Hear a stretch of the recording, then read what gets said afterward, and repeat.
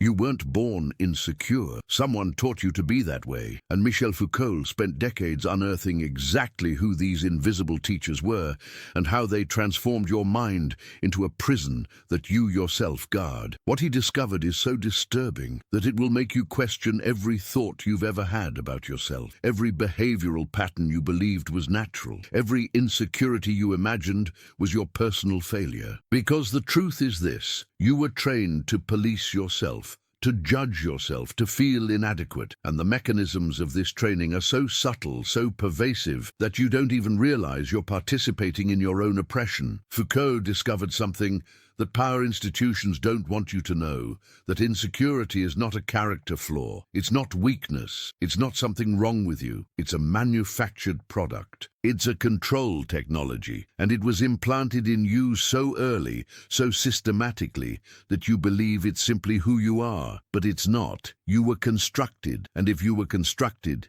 you can be deconstructed. Imagine for a moment a newborn baby girl. She doesn't worry if her belly is too big. She doesn't question whether she deserves to be fed. She doesn't feel shame for crying when she needs something. She doesn't compare her body with other babies.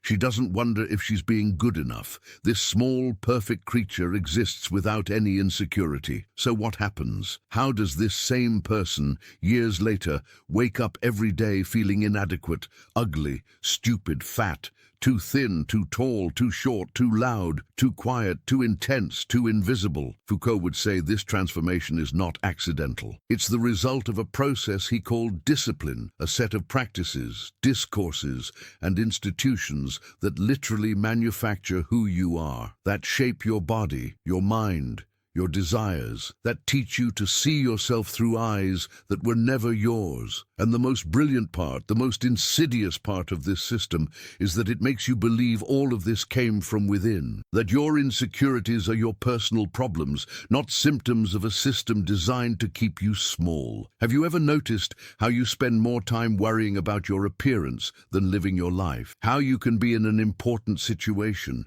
a meeting, a date, a moment that should be meaningful, but half your mind is occupied thinking about whether your hair looks good, whether your clothes are right, whether people are judging you. Foucault would ask, who benefits from this? Who wins when you're so busy policing yourself that you have no energy to question anything around you? He studied prisons, psychiatric hospitals, schools, and he discovered that all these institutions function on the same principle. Brute force is not necessary to control people. You don't need physical chains when you can create mental chains. The true genius of modern power is that it makes you control yourself. It installs a guard inside your head, and this guard never sleeps, never takes a break, never stops observing and judging you. Foucault called this panopticism. Imagine a circular prison where there's a tower in the center. From this tower, a guard can observe all the cells, but the prisoners cannot see the guard. They don't know if they're being watched at any specific moment. So what happens? They start acting as if they're always being watched. They police themselves. The guard doesn't even need to be there. The possibility of being watched is enough to change behavior. Now think about yourself. How many times a day do you act as if you're being watched? How many times do you adjust your body, your posture, your facial expression, your words, because you imagine someone might be judging you? Even when you're alone, you observe yourself, you judge yourself. You are both the prisoner and the guard. And this is the perfect prison, because you carry it wherever you go. But here's the part that will really mess with you. Foucault discovered that this system wouldn't work if you knew it was a system. So it has to be invisible. It has to seem natural. It has to make you believe that your insecurities are simply the truth about who you are, not stories that were told to you so repeatedly that they became your reality. Let's trace how this happened. Think about your childhood. What were the first messages you received about your body? They probably didn't come from anywhere obvious. Nobody sat you down and explicitly told you that you should hate yourself, but you heard your mother talking about being fat. You saw advertisements showing only one type of body as desirable. You noticed that certain girls got more attention, and you started mapping what they had that you didn't. You were praised for being quiet, well-behaved, for not taking up too much space. You were corrected when you were too loud, too boisterous, too confident. These messages came from all sides, from your family, from your teachers, from the media, from your peers, from strangers on the street, and each of these messages was small, insignificant by itself, but together over years they created a narrative, a story about who you are and what you're worth.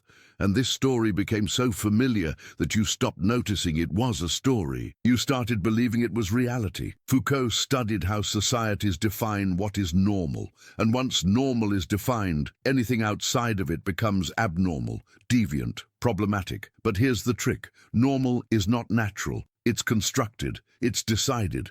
And it's usually decided by people in power to maintain that power. Think about all the things you believe are normal about how a woman should look, act, speak, behave. Where did these ideas come from? Are they universal?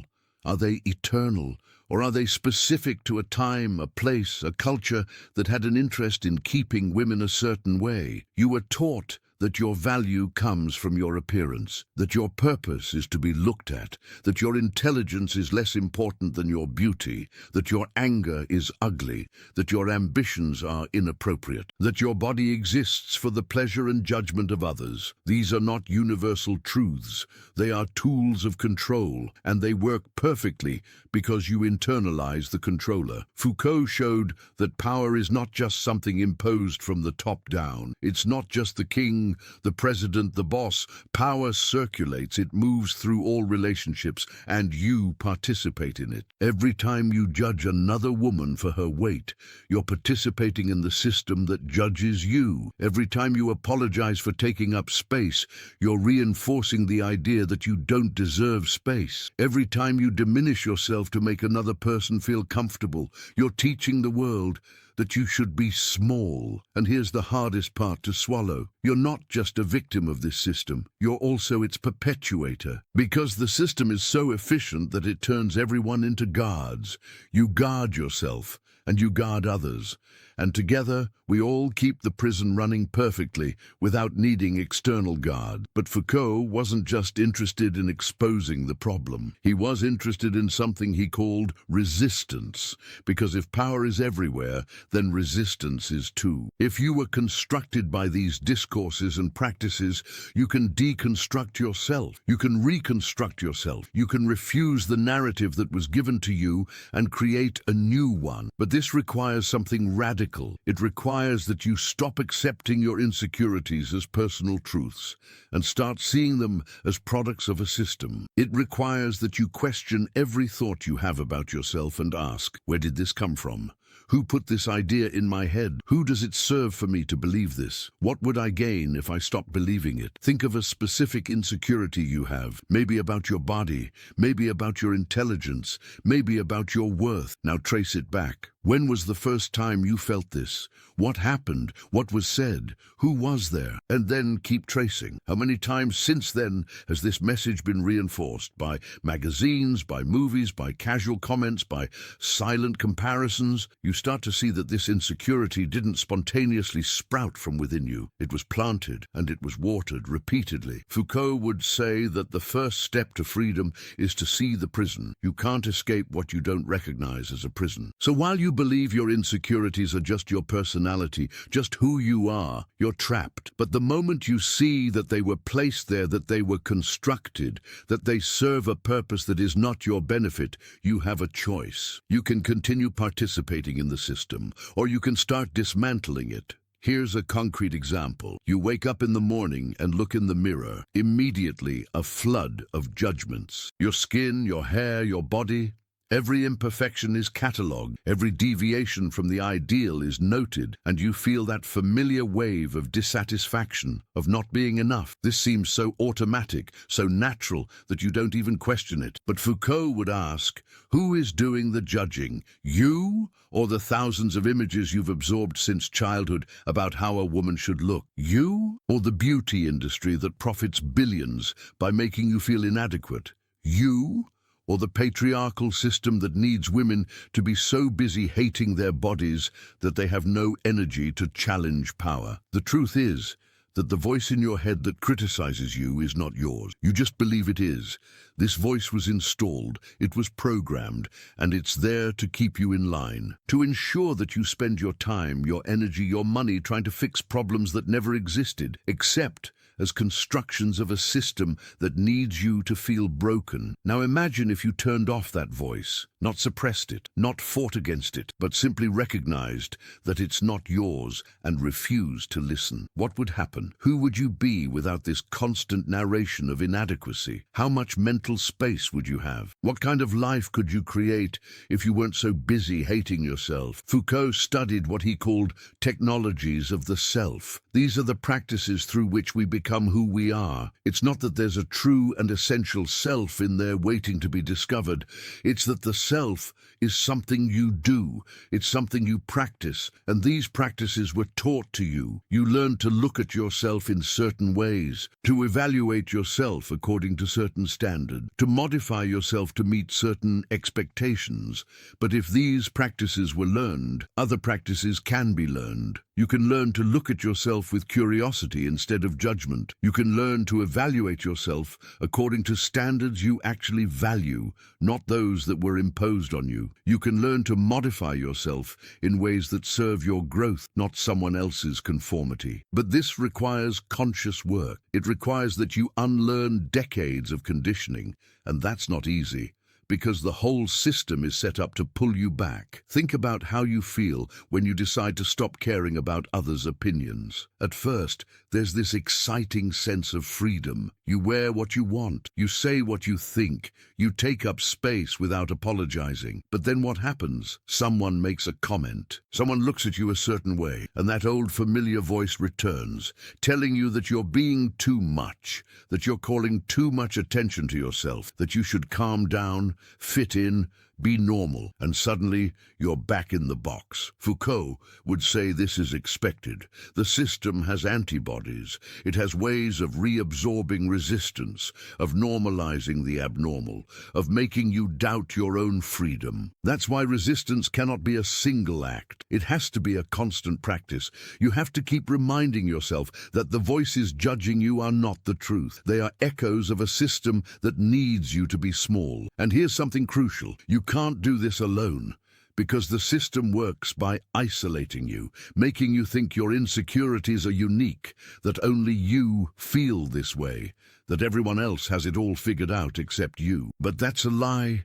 Every woman around you has been subjected to the same process. Each one was taught to hate herself, to police herself, to diminish herself. And as long as we're all busy hating ourselves in private, we'll never recognize that this is a systemic problem, not a personal one. When you start talking about your insecurities with other women, something magical happens. You realize you're not alone. You realize that the thoughts that torment you also torment everyone else. And suddenly, these thoughts lose some of their power, because if everyone has them, maybe they're not personal truths. Maybe they're symptoms of a shared system. Foucault talked about how discourses create realities.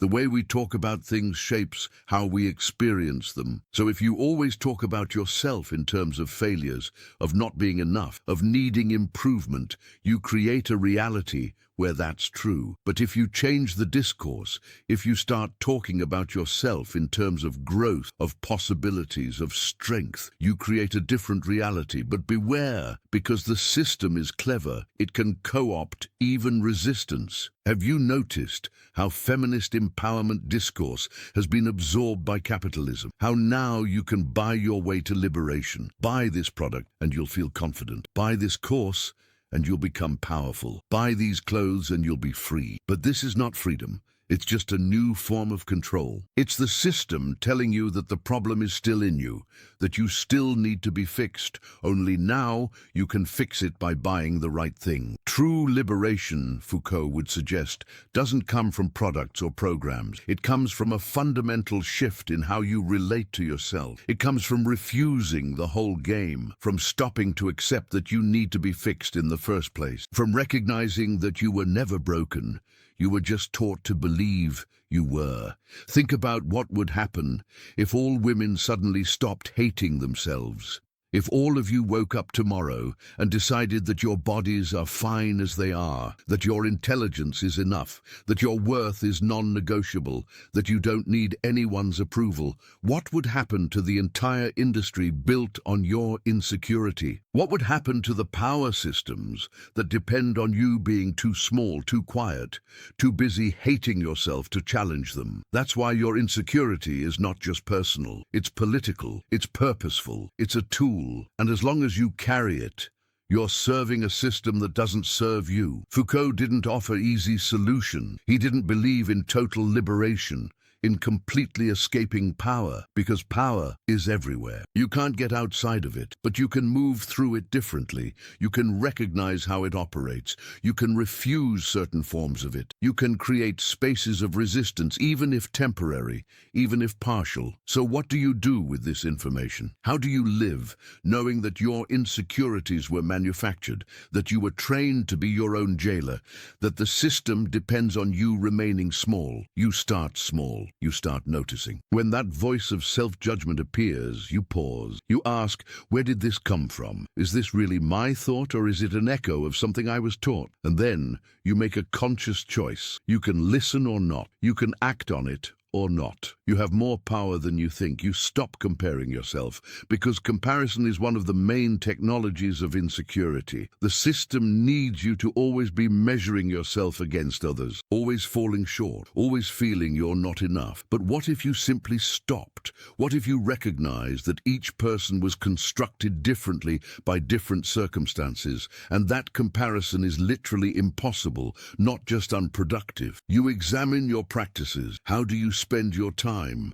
How much of it is spent preparing, hiding, modifying yourself to meet expectations you don't even agree with? Foucault would talk about care of the self, but not the way self-care culture sells it, not as more products and routines, but as a practice of attention, of really asking yourself, what do I need? What do I want? Who would I be if no one was watching? You find other people doing the same work, because this can't be done in isolation. The system works by isolating you. Resistance works by connecting. When you start sharing your truth, when you stop pretending you have it all together, when you admit your struggles and discover that others are struggling with the same thing, something shifts. The problem stops being personal and starts being seen for what it is, systemic. You practice disobedience, small acts of refusal.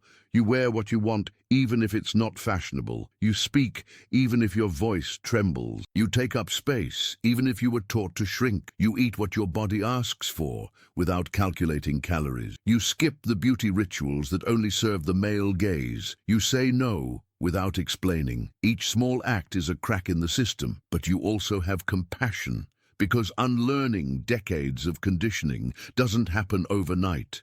Because you'll relapse, because the system is powerful and you're human. So when that voice appears again, when you catch yourself judging, comparing, diminishing yourself, you don't punish yourself. You simply notice, you remember, you choose again. Foucault would show us that there is no endpoint. There's no day when you're completely free of all insecurities, because you still live in the system. You're still bombarded by the messages. You're still shaped by forces beyond your individual control. But you can change your relationship to it. You can see through it. You can consciously choose which parts to accept and which to refuse. And here's the most beautiful truth. When you do this work, when you start freeing yourself, you don't just help yourself. You break the pattern. You create a different model. You show other women that it's possible. Your liberation, however partial, however imperfect, is an invitation. It's a demonstration that the rules are not as fixed as they seem, that the game can be played differently,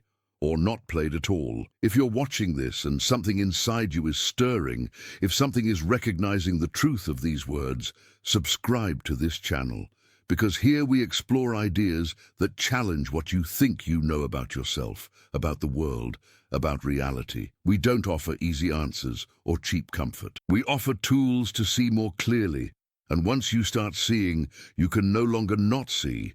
Remember, you weren't born insecure. You were taught to be that way. And what was taught can be untaught. The prison is real, but the bars are in your mind, and minds can change. You can change yours, not instantly, not perfectly, but persistently. One thought at a time, one choice at a time, one act of resistance at a time, until one day you look around and realize that the prison doesn't hold you the same way anymore. You still see the bars, but now you also see the space between them, and that space is where freedom lives, not in the total absence of power, but in the awareness of how it operates and the choice to move through it differently. That's all Foucault offers us, and maybe that's all we need: the truth, the awareness, and the choice. The rest is practice.